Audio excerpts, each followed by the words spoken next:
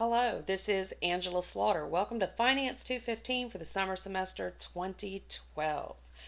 This is a real quick video that gives you some good details on how the course is set up in Blackboard. So I'll go ahead and get started on the navigation structure. I'm assuming that since you are taking a level 200 course that you've probably taken online courses before or have significant experience with Blackboard itself. So I'm not going to go into a lot of details, but I do want to show you where everything is.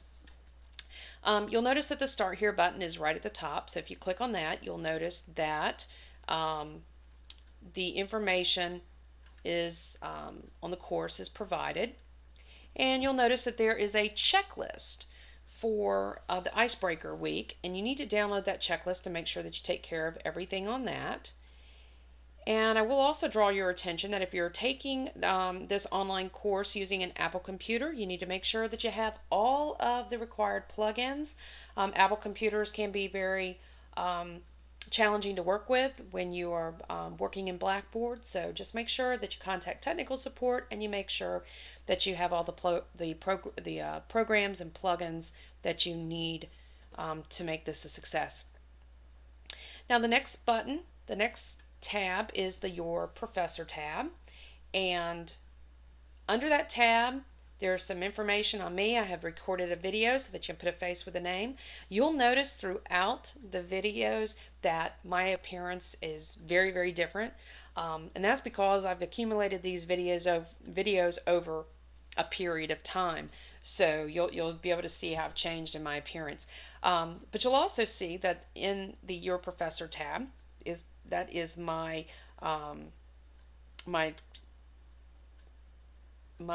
contact information. Oh, my mind went blank. Contact information for me is there, including a telephone number and an email address. And I'm usually, when I'm on campus on Tuesdays and Thursdays in Chesapeake, I'm in room 2051. And also you can contact me via Skype. And I'm willing to set up some time just for you on Tuesdays and Thursdays if you'll contact me for an appointment. Now, the other way that you can get help and extra credit is to attend the on-campus work sessions. As I just pull all the finance classes together, and you can ask questions. We can fight with the calculator. We can put problems up on the board, and it's a good time to get together and just try to deal with some of the more challenging material. You'll also notice that I put some information, the links to academic resources in case you need those. And if you don't have a Skype account, but you'd really like to video conference, you can click on the Skype link, set up your Skype account, and then you can follow the instructions. And then you and I can have video conferences. And that is great because let's say that you want to participate in the on-campus session, but you can't make it to campus. Well, if you have Skype, you can call in and I can pull you in through video conferencing right into the classroom where we are, and you can see the work that we're putting up on the board as well. And if you have any problems, I have been working with David Hodge at the Norfolk campus for years with Blackboard technical assistance, and he said that he would have no problem working with the students as well. So if you have any problems with Blackboard, contact him. Now, the good thing about contacting David Hodge is he and I have a really good relationship. And if it turns out that you have submitted stuff in Blackboard, or if something is coded incorrectly, he'll drop me an email or call me and explain what the problem is. You may have submitted your work and it's just not showing up on my side, and he'll be able to validate to me that you did the required assignment. So it's a nice contact to have. Now, the third tab is icebreaker activities. Please don't skip these. These are part of your participation grade, and I really need the information that's being requested. You don't have to watch the Introduction to Angela Slaughter video again. It's the same thing as under the Your Professor tab. But definitely take care of your classmate introductions. This will be a good opportunity for you to get to know people in the classroom and even be looking for study companions and study team members. Another important thing to take care of is the Computer Literacy Blackboard and Course Preparation Survey. I need you to take care of this because it gives me tremendous insight on what you're capable of in the online environment. It also helps me confirm that you've met the technical skills requirement that TCC requires that you have. And it also allows me to understand a little bit more about you. Maybe it's been 3 or 4 years since you've had accounting. And if that's the case, that might be valuable information for me to know. So take care of the survey and the math assessment. And the math assessment is good because if you haven't taken math in a while, then this is a real quick refresher. And also, it helps me identify any students that might be having challenges with working with the formulas, and then we can get ahead of that at the beginning of the semester and come up with a plan on how you can ensure your success. Now, study groups in this course are not required.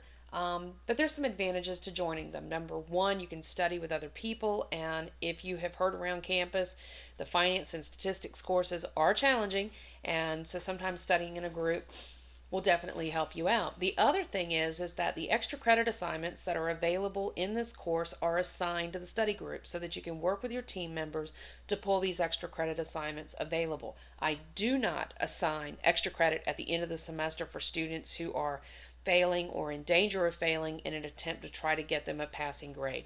The extra credit is assigned throughout the semester, and so you need to be taking care of it throughout the semester. The last date that you can join a study group is May 31st. So if it's your intention to join a study group, then you need to go ahead and take care of that sooner rather than later so that we can start racking up those extra points.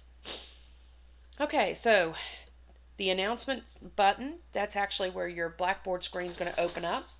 And every so often when I'm recording videos from home, you're going to hear one of two dogs in my office with me. So one Saber, one Sage, and they go with me everywhere I go. So every so often you'll hear their leashes and collars in the background. Okay, so let's click on the syllabus now. When you click on the syllabus button, I have the syllabus available to you in two different ways. One, as an attachment, so if you want to download it and print it out, that's great. But let's say that you just want to look up something really quick and you don't want to go through the hassle of having to print it out. I have it in a cut and paste, and you can scroll down through it and look up whatever you need to look up and be done with it. Okay, one of the most important things in Blackboard is the course calendar, and once we get into the course calendar, I'm gonna switch it over to a monthly view, and you'll see that the initial assignments in the course are listed on the monthly view as due by midnight on May 27th, and you'll see them listed right there.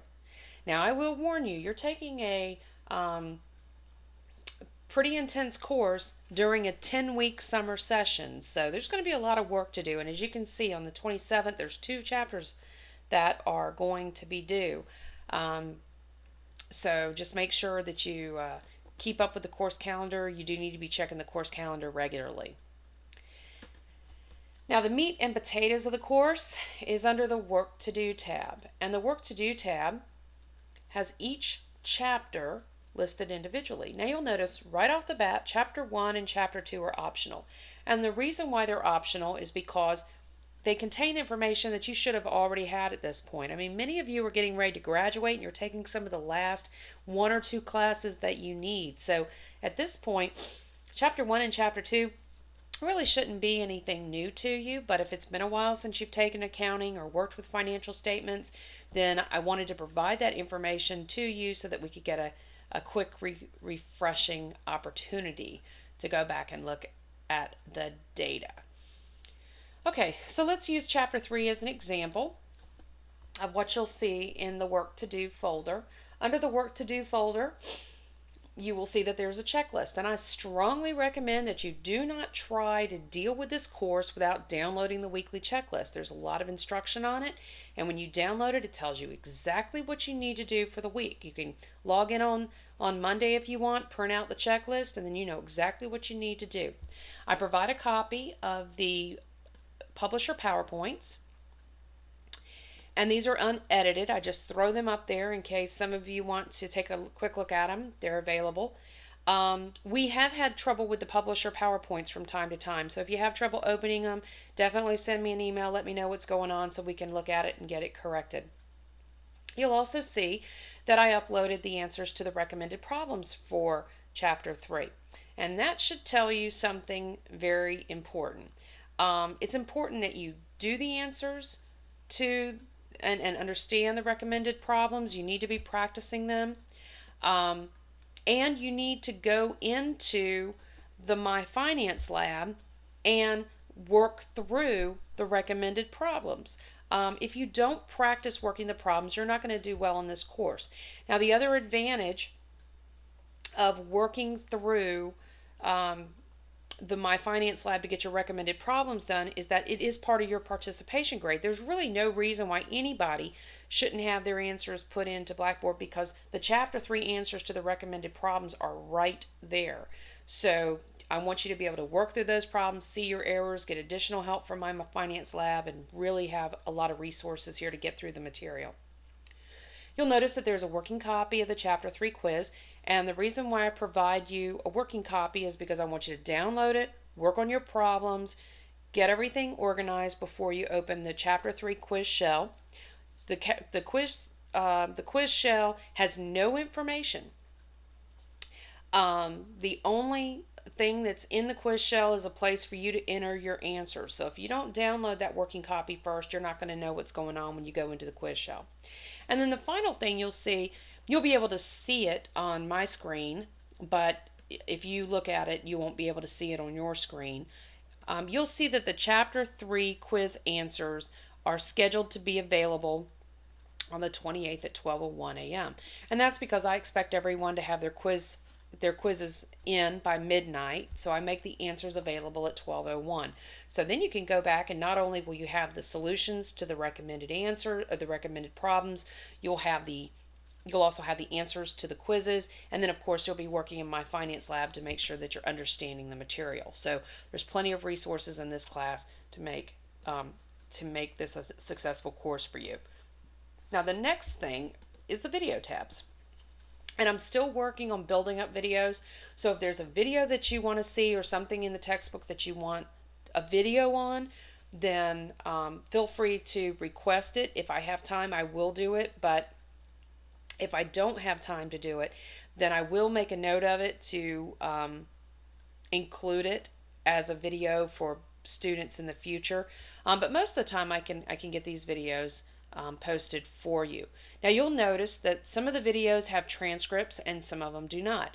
The videos that have transcripts are the videos that I myself have created to provide you guidance with understanding a particular example in the book or working through a challenging part of a given chapter. So all these videos are made available to you. Some of them are from other professors, some of them are from other institutions, and some of them from other finance companies. So all of this information is available to you, and you need to make use of these videos. And then of course, under the test button, you'll see this is where your tests will be listed. And right now, I'm going to go in and make all these tests unavailable because nobody needs to be getting advanced notice of the test right now. I want to make sure that before I make them available that they're accurate for this semester.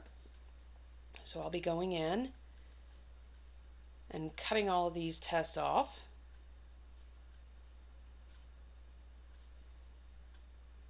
I'm just going to do that one now because it seems like Blackboard's taking an awful lot of time to get very basic things done. Okay, so when it's time to take a test, you'll click on the test tab and then the information on the test will be there. Okay, and then on the discussion board, I'm not going to click on the discussion board yet because there are no discussion boards in there. But when you click on that tab, you will start seeing a discussion board for Chapter 3, a discussion board for Chapter 4. And this gives you the opportunity to post some comments into the discussion board. Other students can go in and participate and talk to you about things. Maybe another student understands something that you don't, or maybe you can help another student. I monitor the discussion boards as well, and if I see that you guys are struggling with something in particular, then I will also jump in and provide guidance as well. And it's just another way for us to share information and to get the work done. Now under the study teams column, excuse me, under the study teams column, this is where you will enroll for your study teams to get extra credit assignments. And from that, you will receive up to 10 additional points on your final grade. So let's say that you've worked really hard this semester. You normally get A's and B's, but you're struggling with this class and you have a 78, okay? If you join a study team, you do all the case studies, you could earn up to 10 points on your final grade for doing the case studies and doing them accurately. So that could take your grade from a 78 to an 88, and then your final score, your final grade in the course would be a high B rather than a high C. So it's certainly worth it to you to take advantage of these study teams and to do these extra credit assignments. And for the most part, this concludes the navigation structure for the Finance 215 course. But if you have any questions, please let me know, and we'll try to get you straightened out and get you going in the right direction. Thank you.